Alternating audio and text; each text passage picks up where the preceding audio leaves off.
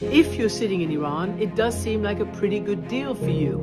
It basically says that the United States and Iran will respect each other's territorial sovereignty and independence and not interfere in each other's internal affairs ever again, i.e. no more threatening regime change in Iran, no more talking about liberating the Iranian people. This must be a big, big disappointment for the Iranian people, who had been promised by both Trump and Netanyahu that part of this war was to help them, once it's over, reclaim or claim their own destiny. So that appears to be off the table.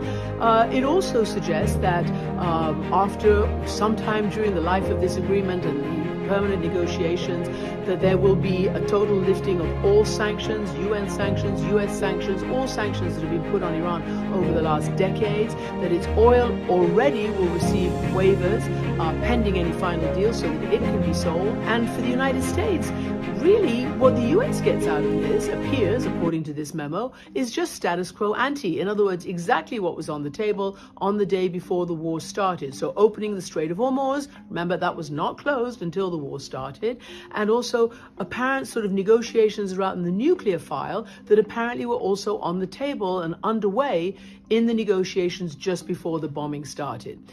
So we're also hearing that this, certainly from Iran's perspective, it appears that they are calling for all US forces to be removed, or they're saying that's an agreement within 30 days of a final agreement. Now, we know that Iran wants all US bases shut down, i.e. removed from the Gulf states, from Qatar, from Saudi, from Kuwait, from Bahrain, UAE, all of that. Is that what this clause means, or what does it mean? We don't really know.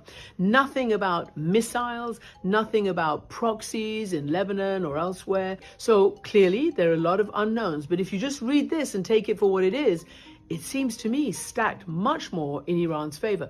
And as everybody said, and as I said, throughout this, several-month war, the result is going to depend on which side can tolerate the most pain. And it appeared that Iran, the regime, could tolerate the most pain, and waited and waited and waited until it was able to put in this memorandum of understanding essentially all the points that it said it wanted.